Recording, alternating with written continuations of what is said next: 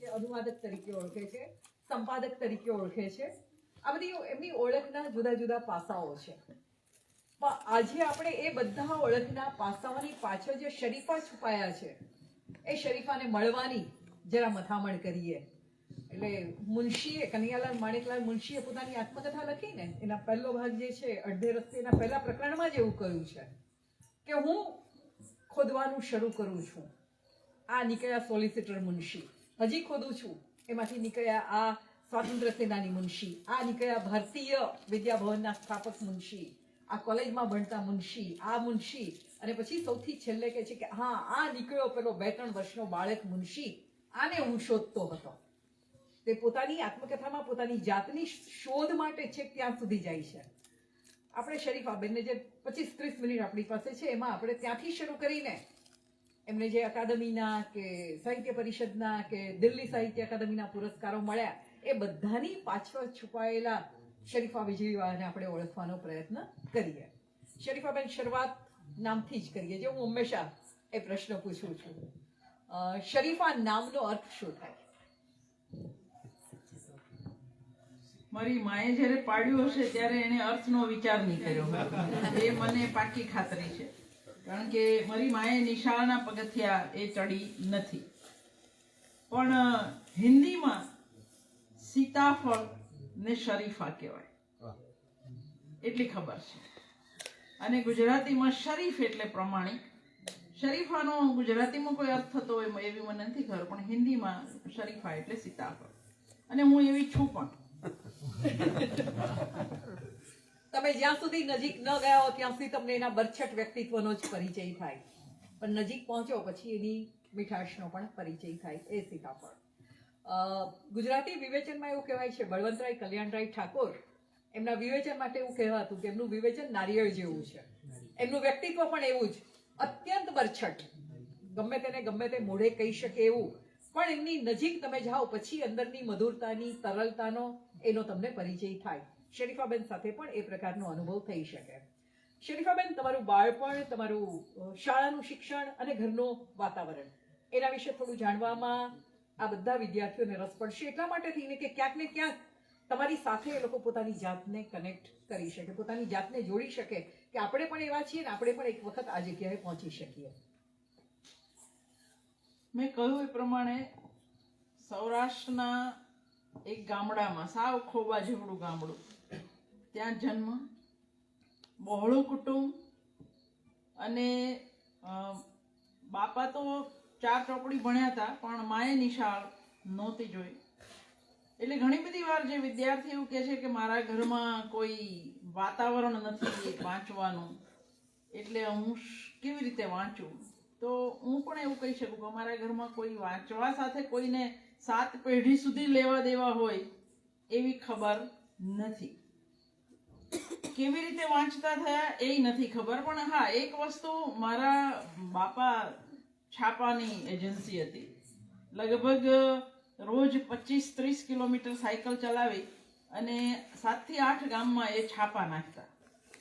અને એ જમાનામાં છાપાનો ધંધો હોય એના ઘરે બાકી બધા મેગેઝિન, એ ચાંદની હોય, એ ચાંદામામા હોય, કે પછી ફિલ્મફેર, માધુરી, ધર્મયુગ, આ બધું આવતું. કારણ કે ટીબીના દવાખાનામાં અમે રહેતા, જીથરી ટીબી હોસ્પિટલ.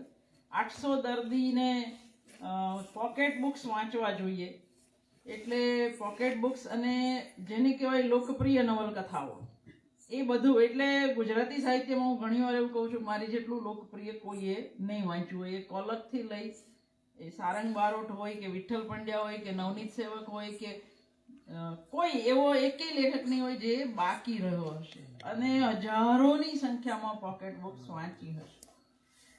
અત્યારે એવો પસ્તાવો થાય કે નાનપણમાં કોઈએ કહ્યું હોત કે આ નહીં પણ આ વાંચો, તો કદાચ થોડોક કચરો ઓછો પણ વાંચ્યો હોત, પણ કદાચ એનાથી રુચિનું ધોરણ ઘડાયું હશે એવું પણ બને. એટલે શરૂઆત લોકપ્રિયથી જ થઈ. અશ્વિની ભટ્ટ અમારા નાનપણના બહુ જ પ્રિય લેખક.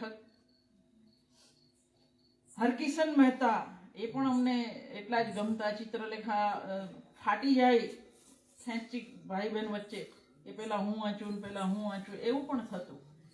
પણ કથા રસ એ મારું કદાચ પ્રિય પેલું હશે. એટલે જ નાનપણની અંદર મેં બહુ બધા આખ્યાનો, એ રામદેવપીરનું આખ્યાન હોય, ઓખાહરણ હોય, કશું પણ હોય, ભવાયા રમતા હોય. અને ગામડાની જે લોકો અહીંયા ભાવનગર બાજુથી આવ્યા છે, એક સલામતીનું વાતાવરણ હતું કે અમે 4 વાગ્યા સુધી ભવાયા જોઈએ અને પછી માંડવામાં જ સૂઈ જઈએ, ઘરે ના જઈએ. પછી સવારે તડકો આવે ત્યારે ઉઠીએ એની જાતે અને ચાલતા ચાલતા ઘરે જતા રહીએ. એ વાતાવરણમાં મોટા થયા. સત્યનારાયણની કથાઓ હોય કે બીજી બધી નવરાત્રિના ગરબા હોય, આ બધાએ એક, અને સૌથી મોટી વસ્તુ છે જે તમને કચ્છમાં દેખાય છે, અમારા સૌરાષ્ટ્રમાં અમને કોઈ દિવસ ખબર નહોતી પડી કે સત્યનારાયણની કથા પર મારો અધિકાર નથી, એવી કદી ખબર નહોતી. ત્યાં આગળ કોઈ હિન્દુ નહોતું, કોઈ મુસ્લિમ નહોતું, બધા માણસ જ હતા. અને એ તો હિન્દુ મુસ્લિમ વાળી તો મને વડોદરા ભણવા ગઈ ત્યારે પહેલી વાર ખબર પડેલી. 12 ધોરણ સુધી ખબર નહોતી પડી. પણ અફસોસ કે આજે હું એના જ ગામમાં જાઉં છું, ત્યાં મારા ગામમાં એક પાટિયું લાગેલું છે, તમે હિન્દુ રાષ્ટ્રના અમરગઢ ગામમાં પ્રવેશી રહ્યા છો. મને એ પાટિયું જોઈને ગામમાં જવાનું મન નથી થતું. એટલી હદે આપણે બદલાયા. પણ આ બાળપણ અને આ વાંચન જે પછીથી વધતું ગયું, અને ક્યાંક એવું લાગે છે કે લોકપ્રિયથી મુનશી આવ્યા, મુનશીથી રવ દેસાઈ આવ્યા, રવ દેસાઈ, મેઘાણી, મળિયા, એ બધા જ આવતા ગયા. અને તમે બધા એવું કહો છો ને કે મેડમ અમારે કોલેજની અંદર માનવીની ભવાઈ એક જ વાંચી હોય, તો અમારા જમાનામાં એવું નહોતું. અમે 8મા ધોરણ સુધીમાં મુનશી હોય, મળિયા હોય, મેઘાણી હોય, રવ દેસાઈ હોય, દર્શક હોય, આમાંથી કોઈ લેખક એવો નહોતો કે જેની એક નવલકથા પણ બાકી હોય, એક પણ બાકી હોય. કોઈએ 32 લખી હોય, કોઈએ 24 લખી હોય, કોઈ 28 લખી હોય, એ બધી જ વાંચી હોય. અને 9મા ધોરણ પછી ટાગોર, શરદ બાબુ અને ખાસ કરીને વીસ ખાંડેકર એ શરૂ થયા. અને મને કોલેજના પહેલા વર્ષમાં વડોદરા ગઈ ત્યારે ખબર પડી કે ખાંડેકર ગુજરાતી લેખક નથી. કારણ કે પ્રસ્તાવના ના વાંચતા, સીધી નવલકથા જ શરૂ કરી દેતા. નહીતર કદાચ વાંચ્યું હોત કે આ અનુવાદ છે, એવું કશું નહીં. બસ ધસમસતો કથારસ એ કદાચ ગમતું. એટલે વાંચન પાછળ ન તો વાતાવરણની જરૂર છે, ન મા બાપ ભણેલા હોવા જરૂરી છે, ન પુસ્તકો ઘરમાં હોવા જરૂરી છે. મારા ઘરમાં એક પણ ચોપડી નહોતી. અમે ગામની લાઇબ્રેરીમાં જઈને પુસ્તકો લઈ આવતા.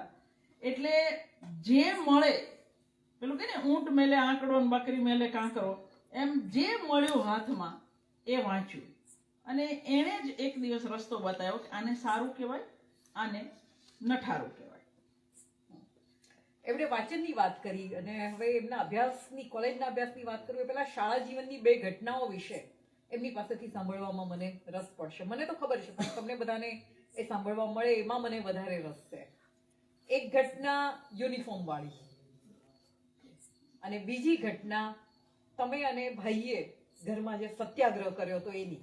એ ઘટના એટલા માટે કે ગાંધીજીના સત્યાગ્રહ સાથે ક્યાંક જોડાવાની છે. યુનિફોર્મ વાળી વાત એટલા માટે કરાવું છું કે આપણને ઘણી વાર એવું હોય છે કે આપણે બહુ જ ગરીબ ઘરમાંથી આવીએ છીએ, આપણું ભવિષ્ય શું, એનો જવાબ એમાંથી મળવાનો, એટલા માટે એ વાત. સત્યાગ્રહ શબ્દ નહોતી ખબર, બિલકુલ નહોતી ખબર. કારણ કે હું 5મા ધોરણમાં હતી અને જે મારો ભાઈ, જેને તમે લોકો વધારે વાંચો છો મારા કરતા, IQ વિજય વાળા, એ 7મા ધોરણમાં હતો. અને અમે લોકો આર્યકન્યા મહાવિદ્યાલયના ગુરુકુલમાં ભણ્યા 5 થી 12 ધોરણ સુધી. અને અમારી નિશાળો એટલી બધી સમાનતામાં માનનારી નિશાળો હતી કે જે લોકો ક્લાસમાં હોશિયાર હોય, આખું વર્ષ બધી જ પ્રવૃત્તિમાં ભાગ લેતા હોય, એ બેસ્ટ સ્ટુડન્ટ તરીકે જાહેર થાય.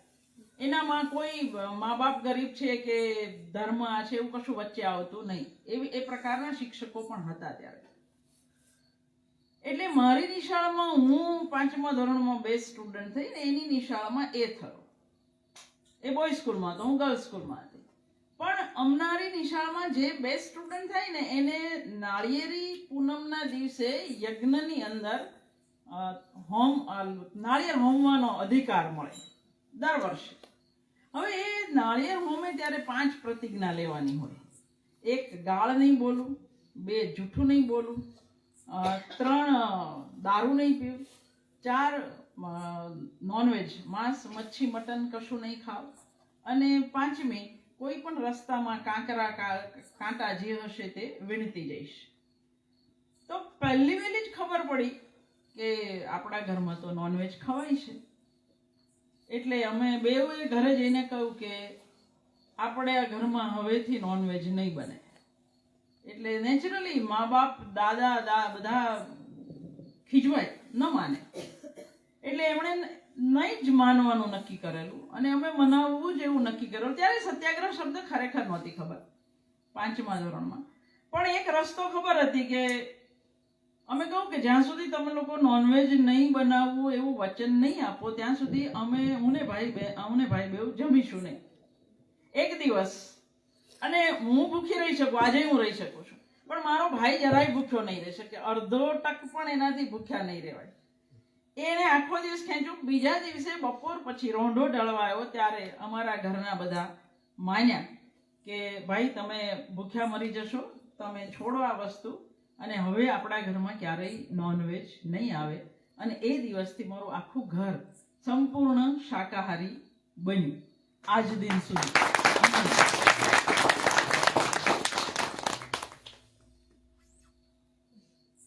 હું તો કોઈ દિવસ કેક પણ નથી ખાતી, એટલે મેં તો એટલી હદે પાળ્યું છે. અને મારો ભાઈ તો બિચારો જૈનને પરણ્યો, એટલે એને તો હવે ફરજિયાત જ થઈ ગયું છે. બીજી યુનિફોર્મ વાળી ઘટના મેં કહી હતી. ઘણી બધી વાર વિદ્યાર્થીઓ, એમાં ખાસ કરીને દીકરીઓને બહુ પ્રશ્ન થાય કે મેડમ તમે રોજ નવી સાડી પહેરો, તમે રોજ નવી સાડી પહેરો. એટલે મેં એને કહું કે બેટા આ 50 વર્ષ પછીના જે પગાર આવ્યો ને એમાંથી આ સાડીઓ આવી છે, પહેલેથી એવું નથી હોતું. સ્વાભાવિક છે કે 400 રૂપિયાની આવક હોય અને 11 જણનું કુટુંબ હોય તો દશા શું હોય એ આપણે બધા સમજી શકીએ. એટલે અને મારે રમજાનભાઈની જે દીકરી અક્ષા છે ને એને એટલે જાન્યુઆરી આવે ને ત્યાં પાછળથી બુસ્કોટ ફાટી જાય, નિશાળનો શર્ટ. એટલે 1 વાર થીગડું મારે, 2 વાર મારે, પણ નહીં ટકે. એટલે અમારી નિશાળમાં એ બાબતે બહુ કડક હતા કે જો યુનિફોર્મ ના પહેર્યો હોય તો બહાર ઊભા રાખે. પણ શિક્ષકો એટલા પ્રમાણિક કે પાછા પ્રશ્ન પૂછે, બહાર ઊભા રાખી નહીં. તેને સાચો જવાબ આપે તો ત્યાં આવી નહીં શાબાશી આપી જાય, પણ બહાર તો ઊભા રાખે. એટલે અમારા ગામને મેં કીધું ટીવી હોસ્પિટલમાં મોટી થઈ, એટલે અમારા જે મેડિકલ સુપ્રિન્ટેન્ડન્ટ ડૉક્ટર ગાંધી હતા એની દીકરી રોજ જુએ કે આને રોજ બહાર ઊભી રાખે છે. એટલે એની માને એણે કહ્યું, એની માએ જવા દો યાર, I am not able to tell this thing. મારે તો એ વિદ્યાર્થીઓ સાથે એટલા માટે વાત કરવી હતી કે ક્યાંથી ક્યાં સુધી માણસ પહોંચી શકે એ માટે. પણ એ ઘટના એમને ડિસ્ટર્બ કરે છે, આપણે એની વાત નહીં કરીએ. આપણે એ વાત કરીએ કે તમને લોકોને કેટલાને ખબર છે, મને ખબર નથી. શરીફાબેનના ભાઈ ડોક્ટર છે, એટલે નાનપણથી એ બંનેની વચ્ચે સ્પર્ધા ચાલે. ભાઈથી 2 વર્ષ નાના બેન, એટલે ભાઈ જેટલા ટકા લાવે એનાથી 1% વધારે લઈ આવવાનો. બાપુજી એમનું પરિણામ જોવે એટલે જુએ કે 1% વધારે આવ્યો છે, બસ એનાથી વધારે બીજો કોઈ એમને રસ નહીં. ભાઈ મેડિકલમાં ગયા એટલે એમણે પણ નક્કી કર્યું કે મારે પણ મેડિકલમાં જવું છે. એ 12માની કથા થોડીક આ લોકો સાથે એ થશે કે નહીં થાય. એમના ભાઈની કથા પણ જાણવા જેવી છે, પણ એ તમારે સાયલન્સ ક્વિઝમાં વાંચી લેવાની. પણ શરીફાબેનની કથા તમને બધાને ન ખબર હોય એટલે આપણે અહીંયા આગળ સાંભળીએ. જો ભાઈ બહેનના ઝઘડા બહુ જ ચાલતા હોય, એ ઝઘડા ઘણીવાર નકારાત્મક રૂપ ધારણ કરતા હોય. અહીંયા આ ભાઈ બહેન વચ્ચેની ચડસા ચડસી આપણે માટે તો લાભદાયી નીવડી છે. પહેલા ડોક્ટર બન્યા એટલે આપણે ડોક્ટર બનવાનું નક્કી કર્યું. એ ન થાય શું થયું એની કથા પછી. પણ આમણે લખવાનું શરૂ કર્યું એટલે પહેલા ભાઈએ નક્કી કર્યું કે મારે પણ લખવું છે. હા, અને એના પરિણામે આપણને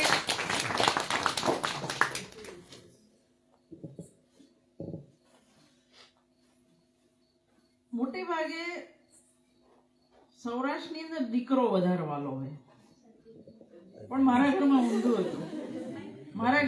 હતું. મારા બાપાને મારા માટે જરાક વધારે પડતો પક્ષપાત હતો, અતિશય.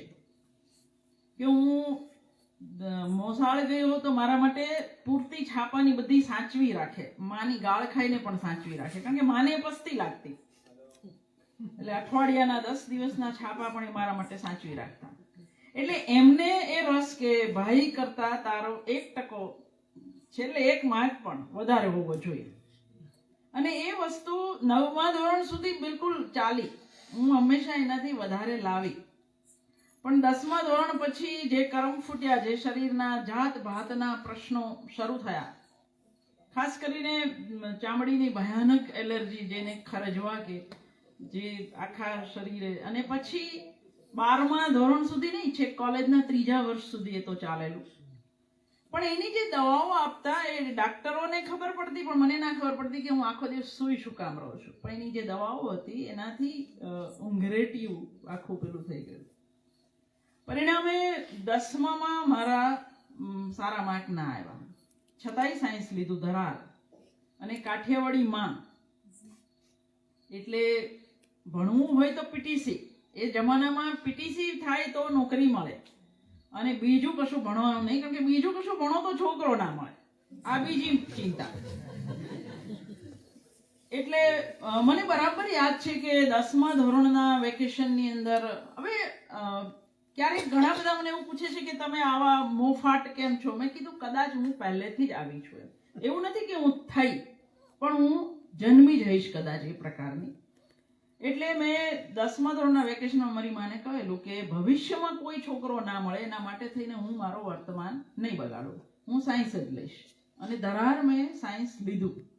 પણ 12મા ધોરણમાં અમારા જમાનામાં રોજના 2 પેપર હતા, અને સવારે 1 પેપર હોય, બપોરે બીજું પેપર હોય. એટલે નેચરલી, અને ત્યારે આવી રીતે ગામે ગામ જે સેન્ટર છે એવું નહોતું, અમારે ભાવનગર જવું પડતું, જે મારા ગામથી 37 કિલોમીટર દૂર છે. એટલે બાપાએ એક હોસ્ટેલમાં મૂકી. હવે હોસ્ટેલની અંદર આપણે બધા અત્યારે રહીશ, આપણને ખબર છે કે આપણી વચ્ચે કોઈ 12મા ધોરણની પરીક્ષા આપનારું રહે, એના માટે થઈને આપણે કંઈ મૂંગા રહીએ નહીં. આપણે તો જેવી વાતો કરતા હોય, ગીતો ગાતા હોય તેવું જ કરીએ. અને અમે ગામની અંદર, ગામની બહાર, મારા ઘરે લાઇટ 1983માં આવી, જ્યારે અમે બધાએ ભણી લીધેલું. બધા હોસ્ટેલમાં ગયા ત્યાં સુધી અમારા ઘરે લાઇટ નહોતી. અમે બધા ફાનસે જ ભણેલા છે, દીવાએ જ ભણેલા છે. એટલે જંગલની અંદર ખોવડું હતું. ખોવડું તો ના કહેવાય, બધા એને કાશમભાઈની ઝૂંપડી જ કહેતા. મારી માએ અને મારી દાદીએ જાતે બાંધેલું ઘર હતું, આખું કાચી માટીનું. એની અંદરથી જેને તદ્દન શાંતિમાં વાંચવાની ટેવ હોય, મને તો એટલી હતી કે અમારી વાડમાં પેલા કાતરિયા બોલે તો એ મને ડિસ્ટર્બ કરતા, એટલી હદે મને એકાંતમાં વાંચવાની ટેવ હતી. એટલે જેવું પેલા કકળાટ વચ્ચે મૂકીએ સાથે મને મનમાં એક શરૂ થયું કે મને કશું યાદ નથી.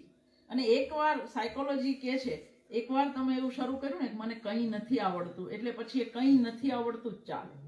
અને 3જા દિવસે હજુ 3 પેપર બાકી હતા, અને હું સામાન ભરી કોઈને કશું કયા વગર ઘરે ભાગી ગઈ. બધાએ બહુ સમજાવી કે હજુ 3 પેપર અહીંથી અપડાઉન કરીને નહીં, એટલે નહીં, ભણવું જ નથી. એક જ કથા કે મારે ભણવું જ નથી. હું જેને કહેવાય ને કાઠિયાવાડમાં કે વડચકે આવેલી, હું જે સામું મળે એને વડચકા ભરતી.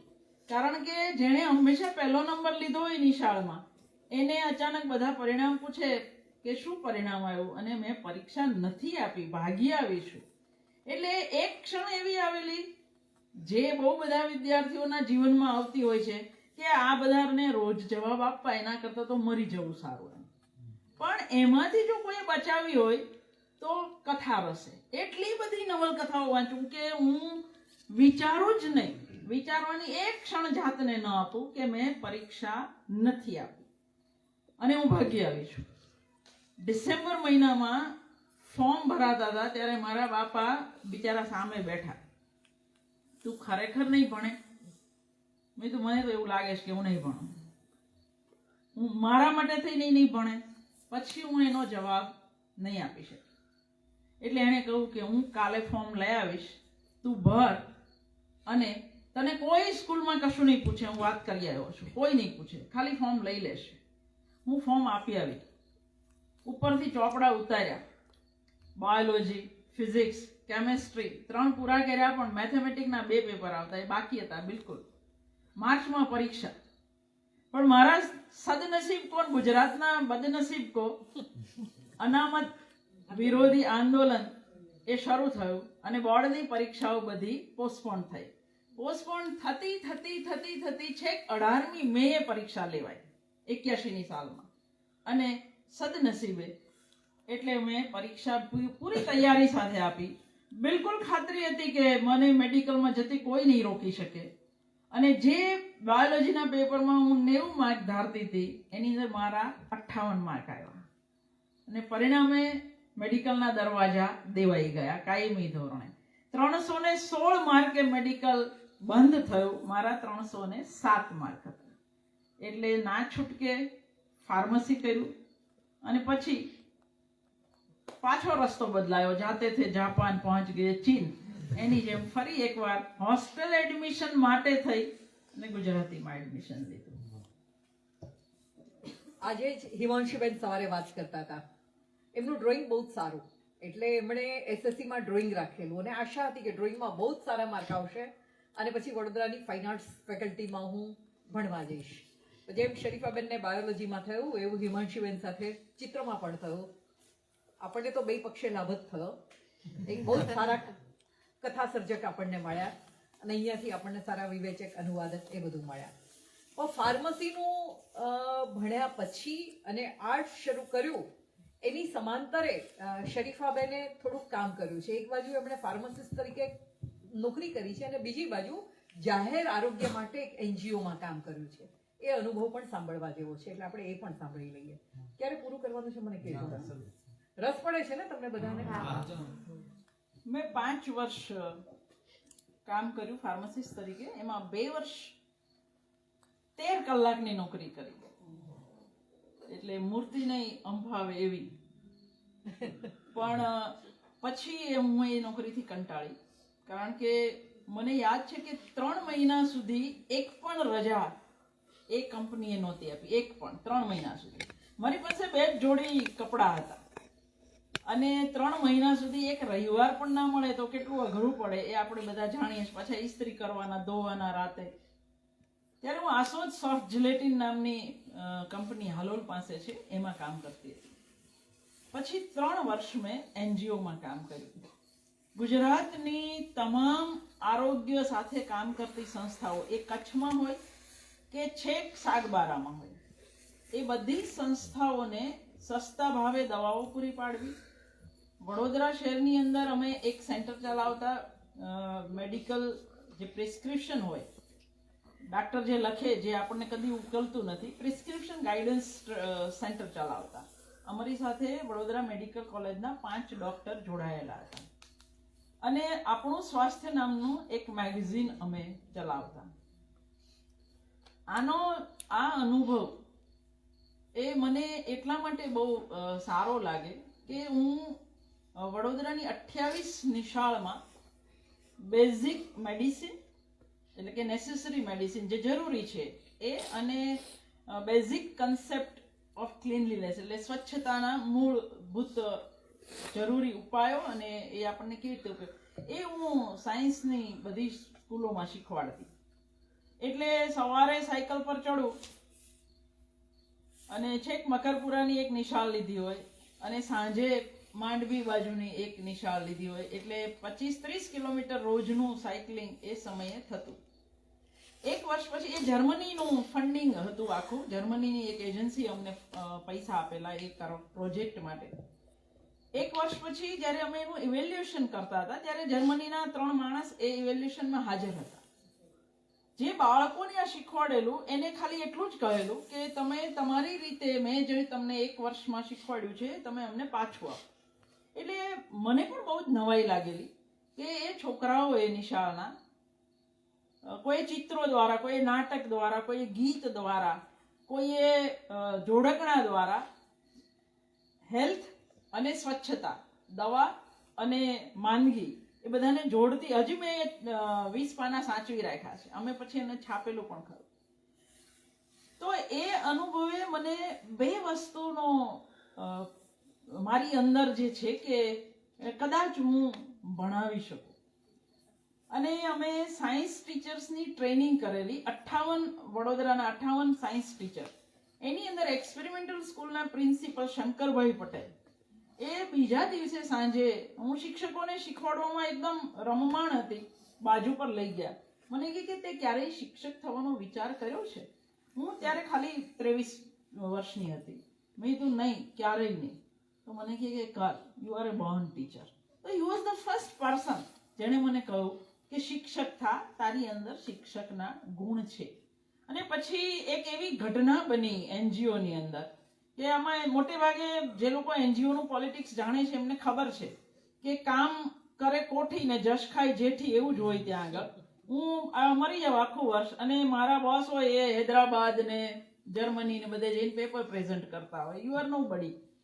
એટલે પછી એવા એક કડવા અનુભવમાંથી એનજીઓ છોડ્યું કાયમી ધોરણે અને આ બાજુ આવી. એમાંય એક પેલું જેને કે ચમત્કાર, કુદરત ક્યાંક તમને વાળી રહી છે કે હું નક્કી નહોતી કરી શકતી આર્ટ્સમાં જ જવું કે ફાર્મસી જ રાખવું.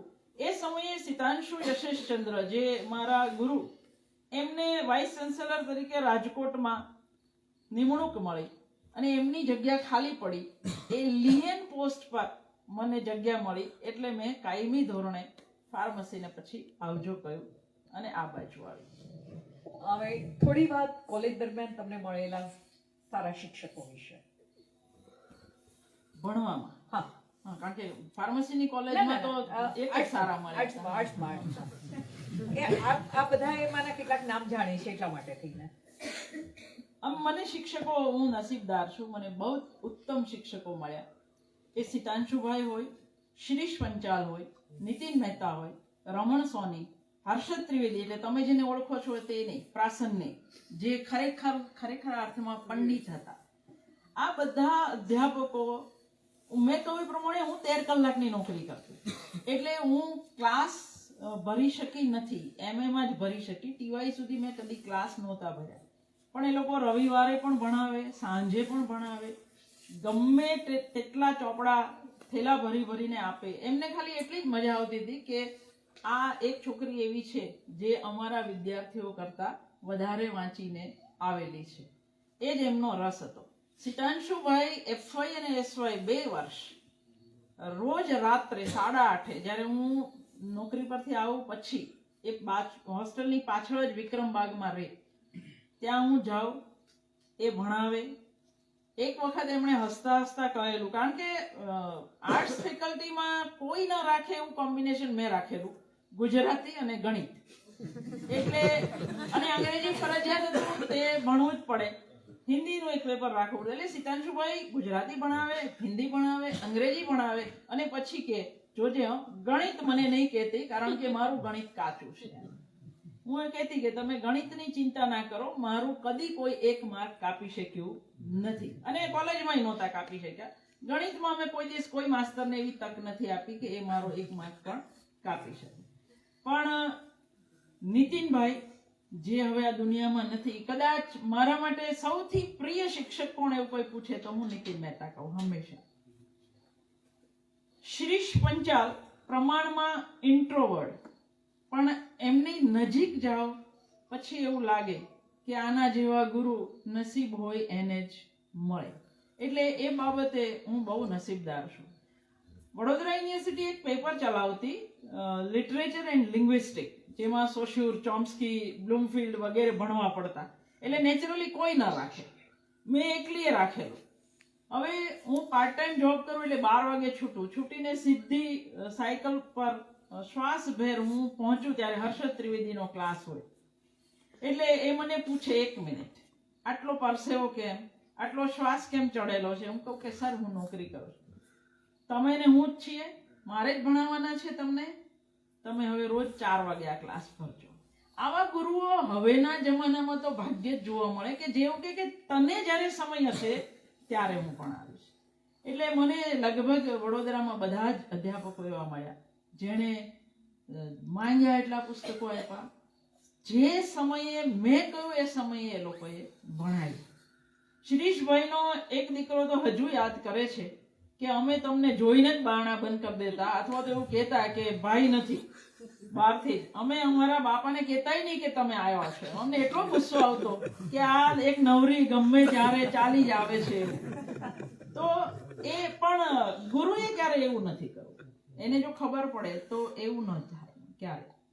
એટલે એવા શિક્ષકો મળે. એટલે જ ઘણા બધા એવું કહે છે ને કે મેડમ તમે હાંફી જાઓ તો ઉધરસ આવતી હોય તો શું કામ યુટ્યુબ પર વિડીયો બનાવો છો? એનું કારણ જ એ છે કે મને કોઈ ઠલવાઈ જનારા ગુરુ મળેલા, એટલે મારે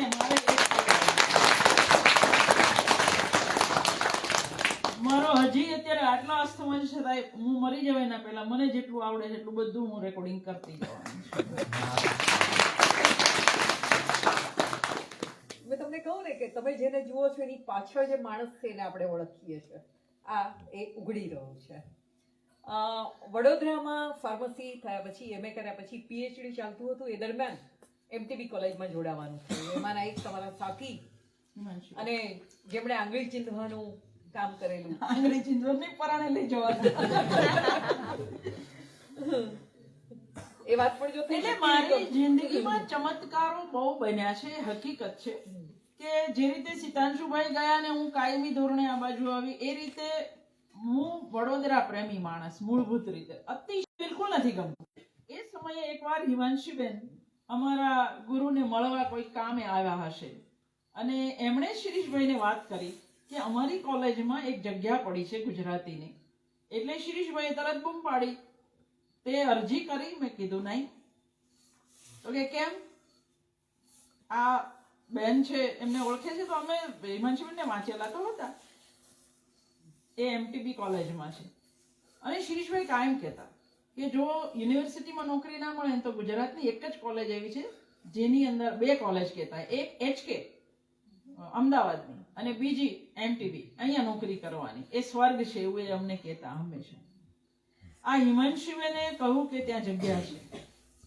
એટલે મને મનમાં તો ભયાનક અકળામણ, પણ હિમાંશુબેને તો પાછા તરત મીઠા અવાજે કહ્યું કે તમે અરજી આપો તો હું લઈ જઈશ.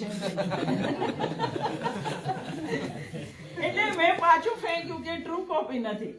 એટલે મારો માસ્ટર કે હોસ્ટેલ દૂર નથી, લઈ આવ. અને હિમાંશુબેન કે હા હું બેઠી જ છું.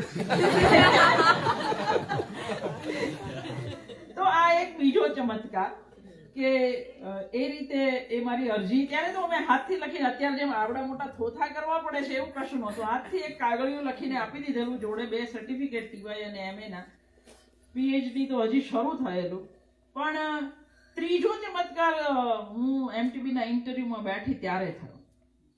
મને નોકરી મળી રહી છે એવું જ્યારે કહ્યું ત્યારે ત્યાંના જે એડમિનિસ્ટ્રેટર હતા કેસી મહેતા, એમણે મને કહ્યું કે બેન અમારા શહેરમાં નોકરી મળે પણ ઘર ના મળે, તો તમે શું કરશો?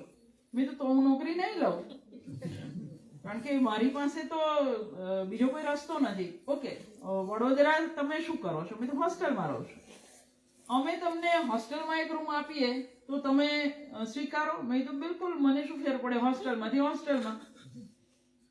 તો આ કેટલા ચમત્કારો એક માણસની જિંદગીમાં બને એનો આ નમૂનો છે કે મહેતા સાહેબે જો એ દિવસે હોસ્ટેલ ઓફર ના કરી હોત તો કદાચ મેં કદી વડોદરા ન છોડ્યું હોત, કદી, અને સુરત ના ગઈ હોત.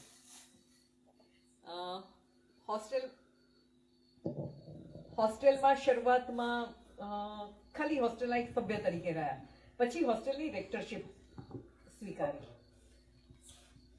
આપણે તો અત્યારે આટલા જ છીએ.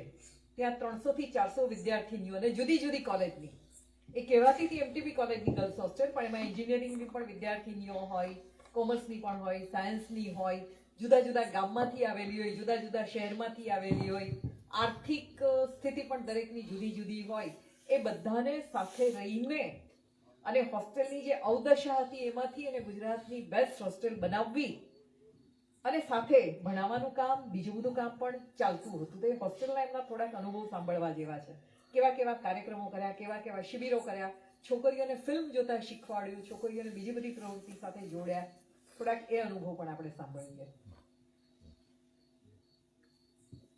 જયંત મેઘાણી મને કાયમ એવું કહેતા કે મને તારા સુરતની હોસ્ટેલના અનુભવમાં રસ નથી, મને તારા વડોદરાની હોસ્ટેલના અનુભવમાં રસ છે કે કેવી તોફાની હતી તે અમારે એ સાંભળવું સાંભળી છે. લઈએ.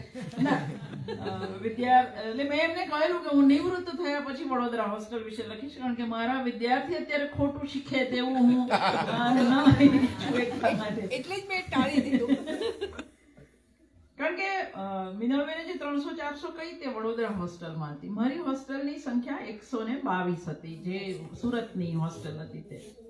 પણ મારી હોસ્ટેલની બધી જ છોકરીઓ આદિવાસી છોકરી, બધી જ. એની અંદર ખાલી કબૂતરમાં કાગડા જેવી 15 એવી હોય કે જે ઉકાઈ કોલોની અને સલવાસ કોલોનીમાંથી આવી હોય, જે અંગ્રેજી માધ્યમમાં ભણી હોય અને જેનો રથ બિલકુલ જમીનને ન અડતો હોય. એ યુધિષ્ઠિરની જેમ હંમેશા એમના રથ ઉપર જ ચાલતા હોય. એટલે બિલકુલ જુદા પ્રકારની. અને મને હું 7 વર્ષે હોસ્ટેલમાં એઝ એ સ્ટુડન્ટ રહી હતી, એક રૂમમાં, રેક્ટર નહોતી. હું જોતી કે આજે આદિવાસી છોકરીઓ હોય એ રૂમ સાફ કરે, વાસણ કરે, બધું જ કરે, રસોઈ કરે, અને પેલી ખાલી જીપ ચલાવે જે અંગ્રેજી માધ્યમની હોય. એટલે એ ખેલ મેં 7 વર્ષ જોયેલો. મને જે હોસ્ટેલ મળેલી વડોદરામાં અને પછી સુરત, તો મને વડોદરા 5 સ્ટાર હોટલ લાગતી હતી. અને પેલી ધર્મશાળામાં ન આવે એટલી ગંદી, એટલી સગવડ વગરની. પહેલે જ દિવસે હિમાંશીબેનને પૂછ્યું, કારણ કે ઓળખતી હતી સ્ટાફમાં ખાલી હિમાંશીબેનને જ, કે અહીં ફરિયાદ કરવી હોય તો કોને કરવાની. એટલે આખા સ્ટાફને નવાઈ લાગી કે આનો પહેલો દાડો છે ને આને ફરિયાદ કરવી છે. એટલે એમણે કહ્યું કે શાની ફરિયાદ? મેં કીધું હોસ્ટેલની. તમે જશો રસ્તામાં, ત્યાં એક ઓફિસ આવશે, ત્યાં મહેતા સાહેબ હશે. એ જ મહેતા સાહેબ જેને હોસ્ટેલ ઓફર કરેલી. એટલે હું તો વડોદરામાં રહીને વીસી સુધી લડવાની એટલી બધી ટેવ પડી ગયેલી. અને આમે કાઠિયાવાડી એટલે લડ્યા વગર તો રહેવાય નહીં. દક્ષિણ ગુજરાતની પ્રજામાં મેં એક વસ્તુ જોયું કે એ કદી લડે નહીં, બધું જ જતું કરે. એક વખત મેં મારી હોસ્ટેલની છોકરીઓને આમ શૂરવીર બનાવીને માંડ કરીને 8 દિવસથી પાણી નહોતું આવતું તો સેક્રેટરી પાસે મોકલી, જે અમારા પ્રિન્સિપાલ પણ હતા, ઓઝા સાહેબ. અને જેવું એમણે બારણું ખોલ્યું, 40 છોકરી મોકલેલી. અને ઓઝા સાહેબે ખાલી કેમ આવ્યો છો કહ્યું, બધી ફુર કરતી પાછી મારી પાસે આવી. એટલે વાપીથી તાપી લડવાની વૃત્તિ નહીં મળે મૂળભૂત રીતે. અને આપણી બાજુ લડ્યા વગર રહેવાય નહીં, કાં તો લડ ને કાં તો લડનારું દે, એ પ્રકારના. એટલે મેં મહેતા સાહેબને જઈને કહ્યું કે સાહેબ, હોસ્ટેલની અંદર બાથરૂમ છે પણ નળ નથી. તો મને કે એવું થોડું હોય. મેં તો એવું છે. તો મને કે ચાલો. પણ જો આ પ્રકારના સારા એડમિનિસ્ટ્રેટર હતા કે જે તરત કે ચાલો. એક દિવસની નોકરી હજુ મારી થઈ નહોતી, હજુ પોણો દિવસ થયો, અને એ મારી જોડે આવ્યા. એમણે હોસ્ટેલ જોઈ અને એમણે કહ્યું કે તમારી વાત સાચી છે. 1952માં બનેલી હોસ્ટેલની ફરિયાદ કોઈ 1991માં કરી રહ્યું છે. આટલા વર્ષ સુધી છોકરીઓ એક નળ બાર ત્યાંથી જ ડોલ ભરીને અંદર લઈ જાય, બધી જ. અને એમણે વાયદો કર્યો કે 2 જ દિવસની અંદર, અને તમે સવારે ઉઠો ને તો નીચેની લોબી ઉપરની લોબી આખી બધી જ બેઠી બેઠી દાંતણ કા બ્રશ જે હોય તે ઘસતી હોય. નો વોશ બેસિન, નો બાથરૂમ, કશું જ નહીં. એમણે 2 દિવસની અંદર 5 બાથરૂમમાં નળ અને બધા જ લોબીની અંદર વોશ બેસિન, એટલી સગવડ એમણે 2 દિવસમાં કરી આપેલી. એટલે એવા લોકો હતા જે ફરિયાદ સાંભળતા. જ્યારે હું 1997માં રેક્ટર થઈ ત્યારે અમે પહેલું આ જ ઉપાડ્યું. મેં છોકરીઓને ભેગી કરી. અમે રોજ સાંજે પ્રાર્થના કરતા, રોજ ગ્રુપ ડિસ્કશન, રોજ કશુંક ને કશુંક કરતા કે તમને ચોખ્ખાઈમાં રહેવું છે તો બધાએ કહ્યું હા. કામ કરશો તો કે હા. બગીચો જોઈએ છે તો કે હા. તમે કલ્પના કરો કે મારી 120 અને કોલેજનું NSS નું ગ્રુપ, આ બધાય ભેગા થઈ લગભગ 3 થી 4 ટ્રક કચરો બહાર ફેંક્યો અંદરથી. કારણ કે આટલા વર્ષથી બધું ત્યાં જ નાખતા હતા. એ સેનિટરી નેપકિન હોય એ તરબૂચના છોડા હોય, એ કેરીના ગોટલા હોય, બધું વચ્ચેના મેદાનમાં કોઈને ગંદુ નહોતું લાગતું, મારા સિવાય કોઈને જ. એ બધું બહાર કાઢ્યું અને અમે 15 થી 20 ટ્રક માટી, બિલકુલ પેલી ફિલ્મનું ગીત યાદ આવે, સાથી હાથ બઢાના. તગારાની ખાલી લાઈનમાં નબળી છોકરીઓ અને તગારાની ભરેલી લાઈનમાં મજબૂત છોકરીઓ. આ રીતે અમે એટલી માટી નાખી. અને પછી દાન આપનારા બધા બહુ મળી રહેતા, મિત્રો પણ. કોઈએ ઘાસ દાન આપ્યું, અમે લોન બનાવી, કોઈએ છોડ આપ્યા, કોઈ છોકરીઓ કહું મારા નામનું ગુલાબ, મારા નામની ચમેલી, મારા નામનું ફલાણું. અને 6 મહિનાની અંદર અમે મારી એ પતંગિયા જેવી છોકરીઓ લીલી હરિયાળી લોનમાં સૂતી સૂતી વાંચતી હતી, એ ગંદવાડાની જગ્યાએ. અને મને જે એક વસ્તુ બહુ જ ખટકતી, હોસ્ટેલની અંદર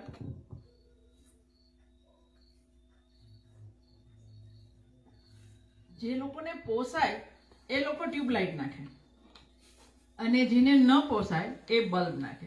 એટલે હું જે દિવસથી અંદર દાખલ થઈ તે દિવસથી મને આ પીળું અને ધોળું અજવાળું એક ડંખતું હતું કે આવું કેમ એમ. અને દરેક વર્ષે છોકરી ઘરે જાય એટલે સામાન બી લઈ જવાનો અને ટ્યુબલાઇટ બી. એટલે મને આ બાજુ ફાવે તો બીજીને પેલી બાજુ ફાવે, ત્રીજીને આ બાજુ ફાવે, એટલે ખીલા નખાતા જ જાય ચારે બાજુ. દરેક વર્ષે તમારે ઇલેક્ટ્રિશિયન શોધવાનું. એટલે મેં પ્રિન્સિપલને વાત કરી અને અમારા પ્રિન્સિપલ, મને એવું લાગે કે મેં જે પ્રિન્સિપલો સાથે કામ કર્યું મેં જિંદગીમાં સનાડિયા સાહેબ જેવો પ્રિન્સિપલ મેં કોઈ જોયો નહીં.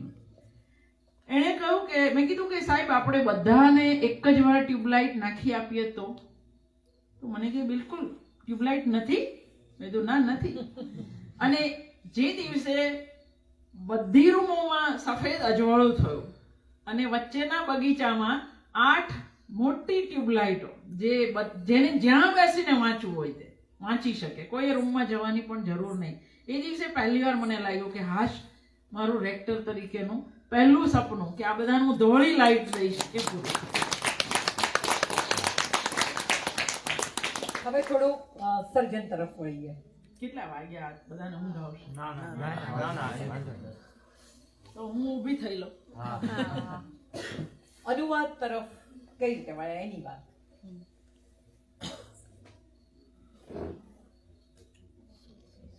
એક તો કાઠિયાવાડી હોવાના નાતે અંગ્રેજી જરાય ન આવડે.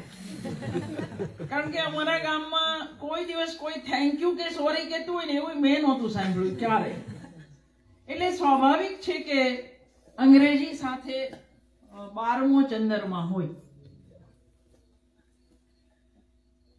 અને પીએચડી એવો વિષય કે જેમાં માસ્તરે પહેલા જ દિવસે કહેલું એક પણ ચોપડી ગુજરાતીમાં નહીં મળે, બધું જ તારે અંગ્રેજીમાં વાંચવું પડશે. બોલ મંજૂર છે. પણ પેલું કહ્યું કથે તે શાનો કવિ એવું મનમાં એક બેસી ગયેલું કે જે ચરવી ચરવણ થઈ ગયા છે એવું પીએચડી નથી કરવું. જો કરવું તો સારું કરવું, નવો વિષય કરવો. એટલે હા પાડેલી. એની અંદર હમણાં જે ભાઈ પુસ્તક માંગતો હતો કથન કેન્દ્ર, કથન રીતિ, નેરેટોલોજી, એની અંદર બધા નમૂના ગુજરાતીમાં ના મળે. એટલે અંગ્રેજીમાં ફરજિયાત વાર્તાઓ વાંચવાની શરૂ થઈ. ફરી શિરીષભાઈ જ મદદ પર આવ્યા. એમણે કહ્યું કે અંગ્રેજીથી બહુ ડરવાની જરૂર નથી. 2 રસ્તા છે તારી પાસે. કાં તો લોકપ્રિય નવલકથાઓ વાંચ, જેમ્સ હેડલી ચેઝ ને એલિસ્ટર મેકલિન ને એ બધાને વાંચ, અથવા દુનિયાભરના અંગ્રેજી નાટકો વાંચ. મેં માસ્તરને એવું ના કહ્યું કે અમે હેડલી ને એલિસ્ટર મેકલિન ને બધું ચારનું વાંચીને બેઠેલા છીએ, ગુજરાતીમાં અનુવાદ થયો. એલિસ્ટર મેકલિન આખો અશ્વિની ભટ્ટે કરેલો, પણ નાટકો પસંદ કર્યા. અને 90, 91, 92 3 વર્ષની અંદર મને લાગે છે કે મેં 80 થી 90 નાટકો અંગ્રેજીમાં વાંચ્યા. અને એક વિશ્વાસ આવ્યો કે વાંચી શકાય, સમજી શકાય. કારણ કે નાટક એ સહેલું એટલા માટે છે કે એમાં ડાયલોગ છે અને અંગ્રેજી આવડી શકે. પછી એમણે એક બીજી ચેલેન્જ ફેંકી કે જો તને એવું લાગતું કે અંગ્રેજી આવડે છે તો એક વાર્તાનો અનુવાદ કરી દે. હું કથારસની માણસ એટલે મેં સમરસેટ મોમ પસંદ કર્યો. અને પહેલી વાર્તા કર્નલ સ્લેડી, એક લીટી એમની સામે બેસીને અનુવાદ થઈ ગયા પછી વાંચી. પહેલી વાર્તાના અનુવાદમાં એમણે કહ્યું કે હવે બીજીને હું વંચાવતી નહીં, તારો અનુવાદ બરાબર છે. ધેટ વોઝ અ સર્ટિફિકેટ કે આપણને અનુવાદ આવડે છે. પણ જો કે અત્યારે હું જ્યારે 92-93ના અનુવાદ જોઉં તો મને એમાં થોડી કચાશ દેખાય. એટલે શરૂઆતમાં થોડોક ઓવર કોન્ફિડન્સ પણ હોય. પણ અનુવાદ આ રીતે થયા. મેં જે વાર્તાઓ પસંદ કરી તે એવી હતી કે જે પ્રકારના વિષય આપણે ત્યાં નથી લેવાતા, જે પ્રકારની ટેકનિક આપણા વાર્તાકારોએ ન લીધી, એવી જે વાર્તા મને જડી એ બધીને ગુજરાતીમાં લાવવી એવો એક ક્યાંક મનમાં નક્કી થયું.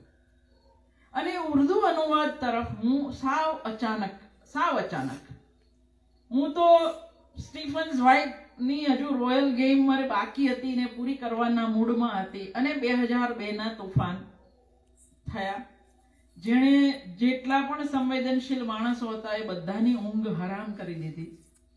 અને આ બધાના મૂળ ક્યાં, આપણે કેમ આવા માણસ તરીકે?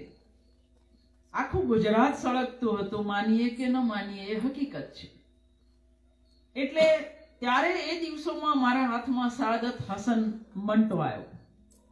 મેં આખો મંટો એના નાટકો સાથે એનું બધું જ દસ્તાવેજના બધા જ ભાગ વાંચી કાઢ્યા. ને પછી મને એવું થયું કે જે પીડામાંથી આપણે અત્યારે પસાર થઈ રહ્યા છીએ એનાથી અનેક ગણી વધારે પીડામાં આ માણસ 47માં પસાર થયો છે. તો એને આપણે ગુજરાતીમાં કેમ ન લાવીએ? એટલે મારું પહેલું ઉર્દુ અનુવાદ. પણ મંટોનું ઉર્દુ બહુ જ સહેલું છે, બહુ જ સહેલું. એ હિન્દીની ખાસી નજીક જાય એ પ્રકારનું ઉર્દુ છે. એટલે મને એમાં એવી તકલીફ નહોતી થઈ. મને જેને પાઠ ભણાવ્યો કે ઉર્દુ કિસકો કહેતે હૈ, એ ઇંતઝાર હુસૈન. જ્યારે ઇંતઝાર હુસૈન અનુવાદ કર્યા ત્યારે મને ખબર પડી કે કેટલી 20 થાય. અને એમાં મને ઘણા બધાએ પછીથી મદદ પણ કરી. કારણ કે જેમ અંગ્રેજીમાં થેન્ક યુ ન સાંભળ્યું હોય એવું જ ગામડામાં ઉર્દુનું હોય. અહીં અમારા ગામમાં ગુજરાતી સિવાયની કોઈ ભાષા નથી બોલાતી. મેં મુસ્લિમો હિન્દી પ્રકારની ભાષા બોલતા હોય એ વડોદરા અને સુરતમાં જોયું છે, સૌરાષ્ટ્રમાં કદી નથી જોયું. સૌરાષ્ટ્રમાં કોઈ ડ્રેસનો ફરક નથી, બધા જ સાડી જ પહેરતા હોય, બધા ગુજરાતી જ બોલતા હોય અને બધાના ઘરમાં લગભગ સરખા જ તહેવારો ઉજવાતા હોય. એ જ પ્રકારનું વાતાવરણ સૌરાષ્ટ્રની અંદર હંમેશા જોયેલું. એટલે ઉર્દુ વધારે હંફાવે. અંગ્રેજી હવે મને થોડુંક સહેલું લાગે જ્યારે હું ઉર્દુ કરું ત્યારે. એટલે અનુવાદ એવો છે, શું કામ કરે છે એવું જો કોઈ મને પૂછે તો હું એવું કહું કે ઈશ્વરે એવું શરીર આપ્યું છે કે જેની અંદર પારાવાર પીડાઓ ભરેલી છે. અને એ જ્યારે અસહ્ય થાય, જ્યારે એવું થાય કે કદાચ હવે વધારે નહીં ખેંચી શકાય, ત્યારે અનુવાદ શરૂ કરવાનો. અનુવાદ એક એવી દવા છે જે દુનિયાદારીથી દૂર લઈ જાય. એક શબ્દનો અર્થ શોધતા હો, 4-5 પ્રકારની ડિક્શનરી બાજુમાં પડી હોય. હું ઓનલાઈન વાળી માણસ નથી, હું હજી બધા થોથાઓની વચ્ચે જ બેઠી હોઉં. અને એ શબ્દનો અર્થ મળે અને જે આમ ચારે બાજુ આનંદ થઈ જાય તો પછી પેલી પીડા ભૂલાઈ જતી હોય છે. દાખલા તરીકે હેમિંગવેનો હું અનુવાદ કરતી હતી વાર્તાનો, અને એક વાક્ય આવે કે સિંહે હવે એનો શિકાર છોડી દીધો હશે કારણ કે પક્ષીઓ ઉડી રહ્યા છે.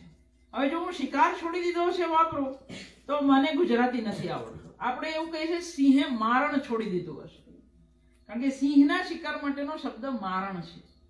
એને પ્રસૂતિની પીડા ઉપડી એવું લખવું મોમની વાર્તામાં તો મને ગુજરાતી નથી આવડતું. એને સવારે 5 વાગ્યાથી વેણ ઉપડી તો એવું માનવાનું કે તમે અનુવાદ. તો આ એક શબ્દ મળે ને એ સાથે 50% પીડા ઓછી થઈ જાય. એટલે અનુવાદ જ્યારે વધારે કરું ત્યારે માનવાનું કે શરીર બહુ ભજવી રહ્યું છે, ત્યારે અનુવાદ થાય. ને ખાસ કરીને અસ્થમા વખતે સૌથી વધારે અનુવાદ થાય, કારણ કે અસ્થમામાં માણસ સૂઈ ના શકે બિલકુલ જ. તે 1.5-2 મહિના એવા આવે દર વર્ષે જ્યારે હું બિલકુલ સૂઈ જ ના શકું, લાઈન કન્ડિશન એ શક્ય જ ના હોય, તો એ સમયે પછી કરે જાઓ. જે સમયે તમે એની જાતે શ્વાસ હાફ ચડતો હોય નહીં સૂઈ જાઓ, છતાંય સૂઈ જાઓ, ત્યાં સુધી હું અનુવાદ કરતી હોઉં, પણ અનુવાદ જ, એમાં બીજું કંઈ ના થાય. આ વાત સાથે મારે વાત પૂરી કરવી હતી કે શરીરની આટલી બધી પીડા હોય, પીડામાંથી ઉગરવા માટે કયો રસ્તો? એમણે પૂછ્યા વિના જ જવાબ આપી દીધો કે એક સારો શબ્દ મળે અને પીડાની અંદર અજવાળું ચારે બાજુ થઈ જાય. આમ તો એમની સાથે હજી ઘણી બધી વાતો કરવાની છે, પણ આપણી સમયની મર્યાદા છે. એમના વિવેચન વિશે પૂછી શકાય, એમણે પાર્ટીશન વિશે જે કામ કર્યું છે, જેને માટે એમને અકાદમીના 2 એવોર્ડ મળ્યા છે, એના વિશે પણ વાત કરી શકાય. એમણે જે સંપાદન કાર્ય કર્યું છે, ગુજરાતી ટૂંકી વાર્તાના જે ઉત્તમ વાર્તાકારો છે, એમની ઉત્તમ વાર્તાઓના સંપાદનની આખી એક શ્રેણી શરૂ કરી છે. કેટલા બધા સંપાદન એમાં થઈ ગયા છે અને કેટલાક હજી આવી રહ્યા છે, એના વિશે પણ એમની સાથે વાત કરી શકાય. એ સિવાય એમના અધ્યાપક તરીકેના અનુભવોની પણ વાત કરી શકાય. તો એ બધી વાત પછી ક્યારેક કરીશું. અત્યારે આપણે આટલી વાત દ્વારા આપણા સુધી એવા શરીફાબેનને લઈ આવ્યા કે આપણે નાની નાની વાતમાં ફરિયાદ કરતા હોઈએ, ત્યારે ફરિયાદોથી ભરેલી જિંદગીમાંથી રસ્તો કાઢતા કાઢતા ત્યાં સુધી કેવી રીતે પહોંચી શકાય અને કઈ તાકાત પર ત્યાં સુધી પહોંચી શકાય, એની વાત એમણે આપણી વચ્ચે મૂકી. તમારા બધા વતી એમનો આભાર. Thank you.